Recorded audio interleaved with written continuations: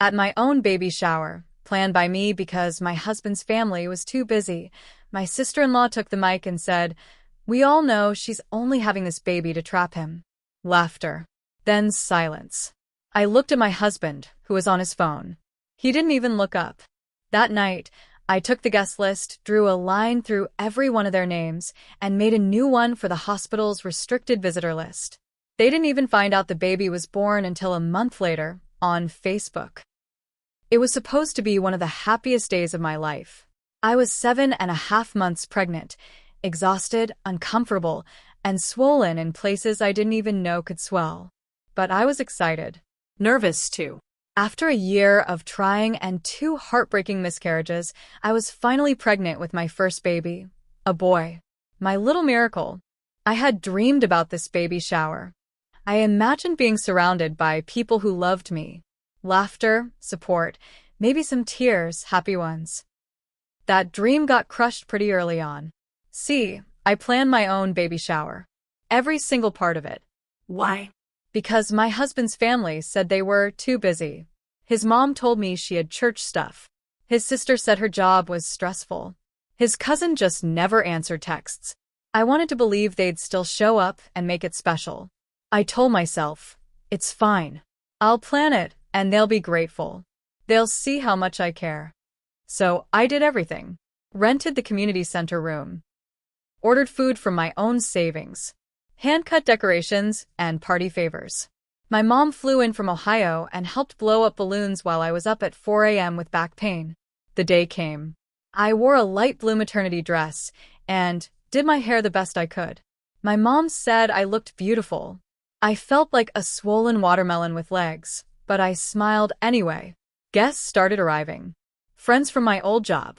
A couple of neighbors. Then my husband's side trickled in late, loud, barely acknowledging me. His mom brought a store-brand pack of diapers, unwrapped. His sister Shannon walked in last, wearing sunglasses indoors, like she was hungover or hiding from the truth. I was already tired and stressed, but I smiled through it, made small talk, tried to be the good hostess.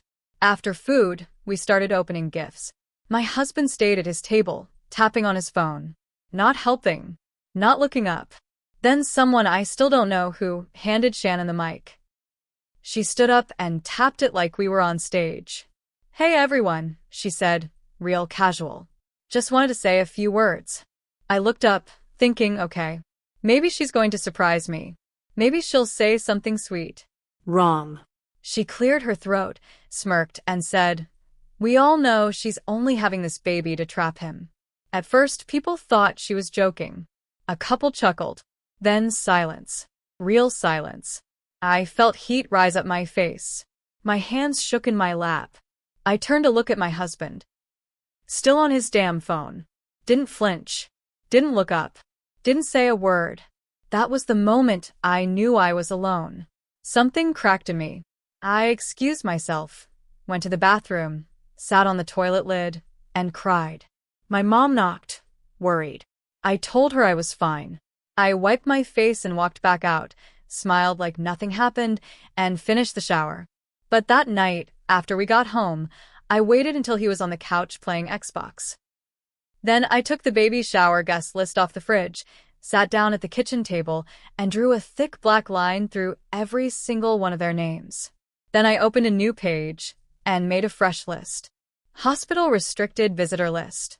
I put every single person from his side on it.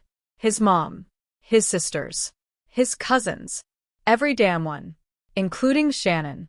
When I went into labor, I didn't wake him right away. I texted my mom and my best friend. They took me to the hospital. He showed up hours later after I told him where I was. No one else from his family even knew. My son was born healthy, perfect.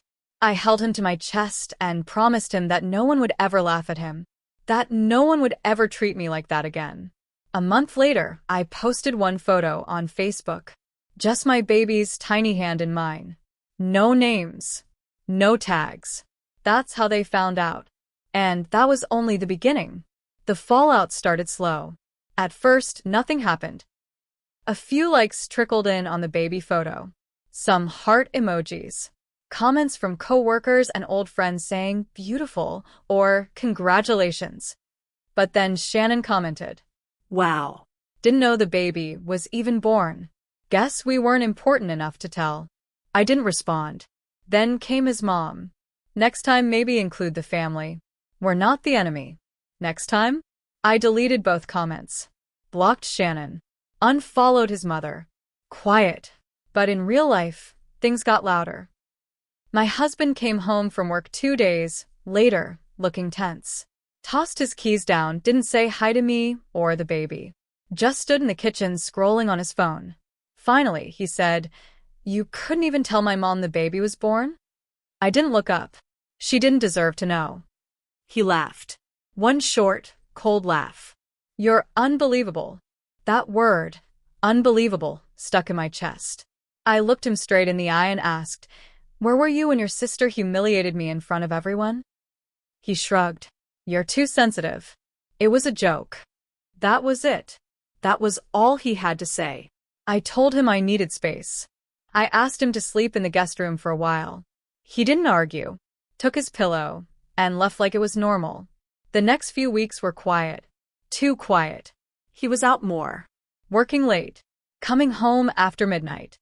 I'd ask where he was. He'd say out. Then go straight to bed. Meanwhile, I was alone with a newborn. No sleep. No help. My mom had gone back to Ohio. My best friend had a family of her own. It was just me and this little boy. I started finding things. Receipts for drinks. An Uber ride to a hotel. One day I went to do laundry and found a text on his hoodie pocket screen from someone named M. Last night was perfect. Miss you already. I didn't ask. Not yet. I made a plan instead. I started documenting. Taking screenshots of everything. Tracking his lies. Watching the money in our joint account. I stopped using it. Opened a new one in my name only. Quietly, carefully, I prepared. 3 months after the baby shower, I got a call from the daycare I'd applied to. They had a spot open. I took it. The next day, I met with a lawyer. And that night, I waited until he came home late again, smelling like cologne I didn't wear. I was sitting on the couch, holding our son. I said, "We need to talk." He looked annoyed. Now. "Yes," I said. Now. I stood up and handed him a manila envelope. Inside were printouts. Screenshots, receipts, proof. He flipped through it, face falling. Then I said the words I'd been holding in my chest like a blade. I'm filing. And I'm taking him with me. He started to speak, but I held up a hand. You protected your sister. You let your whole family treat me like trash. Then you cheated while I stayed home bleeding and healing and raising your son. He didn't deny it. Didn't even try. Just said, "You're overreacting." So I packed. And I left. I moved in with my mom back in Ohio. She flew out and helped me pack what I needed, just the baby's things, my clothes, and important papers. I left the furniture, the dishes, even the wedding photos on the wall. Let it all rot there. He didn't fight me at first. I think he was in shock. Or maybe he didn't think I'd go through with it. But 2 weeks after we got settled, the messages started. "You took my son without asking. You're keeping him from his father. This is illegal. You'll regret this." I saved every message. Showed them to my lawyer. He filed for emergency visitation. Claimed I was emotionally unstable and trying to alienate him from his child. The court gave him supervised visits once a week, online, until the custody hearing. He didn't show up for the first one. Or the second. Third time, he logged in 10 minutes late, shirtless, with a beer in his hand. The court monitor ended the call early. I thought that was the worst of it.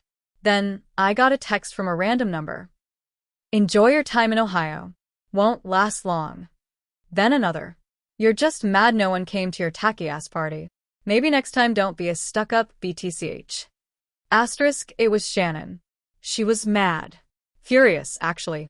Because cutting her off meant cutting her access to control, to gossip, to play queen of the family again. I ignored it. Blocked the number. But she didn't stop. 2 days later, my mom found a note taped to our mailbox. Lying doesn't make you a good mother. Your baby deserves both sides of the family. Stop using him as a weapon. I called the police. Filed a report. We installed a camera. We stayed alert. Then I did what Shannon didn't expect. I went public. I made a Facebook post. Not angry. Not loud. Just the truth. I posted a photo of me holding my son, standing in front of the courthouse after our temporary custody hearing. The caption said, "He was born into silence because I knew he deserved better than lies, fake smiles, and people who only showed up to humiliate me. I will raise him with truth, safety, and love, even if it means doing it alone." That post exploded. Over 400 shares. Friends messaged me with stories about Shannon. Women I didn't even know shared what she'd done to them. One said she used to date my husband and Shannon stalked her off Facebook. Another said Shannon spread lies about her to her job. It all started to unravel. Even his mom started texting me after that, asking to talk, asking to see the baby. Too late. I didn't respond. But the real twist came a week later. A woman messaged me on Instagram. Her name was Haley. She said, "I think I'm dating your husband." Or ex-husband. She sent screenshots, texts, selfies, pictures of him holding her toddler. He told her I had postpartum depression, that I left him and moved states without warning, that I took his son for no reason. She had no idea he was lying. She had no idea he was still married. I sent her the truth. And she sent me something that made my hands shake. A screenshot of a group chat between him, Shannon, and their mom. In it, Shannon said, "She's going to ruin everything if we don't get that kid back." And their mom replied, "He just needs to push for full custody. Say she's unstable. Say she's unfit." My stomach dropped. They were planning to take my baby from me. I didn't sleep that night. I held my baby close, listening to the sounds of my mom's old house creak around me. Every noise made me sit up straight. I kept checking the door locks. I kept going over every worst-case scenario in my head. I thought I had seen the worst of them. But now I knew they were trying to take my baby. I met with my lawyer the next morning and handed him everything, screenshots of the group chat, the messages from Haley, the court no-shows, the threats from Shannon. He looked through them, stone-faced, then nodded and said, "We're going to hit back. Hard." 2 weeks later, I was in court again. I wore all black. Hair pulled back tight. No tears. My husband sat on the other side with his lawyer. He didn't even look at me. Shannon was there too, in the back, glaring at me like I was the one who'd done something wrong. The judge asked him about the missed visits, the beer during supervised calls, the photos with another woman's kid, the messages about using custody to get back at me. He had nothing to say. His lawyer tried to blame postpartum hormones. Said I was emotional. Said I had cut his entire family out for no reason. I handed the judge the list of every time Shannon had harassed me. The mic comment at the baby shower. The note on my mailbox. The threatening texts. The plan to lie to the court. The judge turned to him and asked, "Why didn't you protect your wife during that?" Still silence. The judge made her ruling the next day. Full legal and physical custody to me. Supervised visitation only. No contact with Shannon. No contact with his mother. Out-of-state move approved. Permanent. I walked out of the courthouse into the cold Ohio wind. Held my baby close. Felt the kind of peace I hadn't felt in over a year. 3 days later, Haley messaged me again. She left him. Kicked him out. Blocked him. She'd seen who he really was. And just like that, he was alone. Shannon tried one more time. Messaged me from a burner account. "Hope you're happy breaking up a family." I finally responded. "You broke it the day you picked up that mic." I never heard from her again. Now it's just me and my son. We live in a small house, nothing fancy, but it's safe. It's quiet. I watch him sleep at night, and I don't worry who's standing in the doorway. I don't check my phone for threats. I don't wonder if I'm crazy. I'm not. I was just surrounded by people who wanted me to think I was. They laughed at my baby shower. but I had the last word. And it was silence.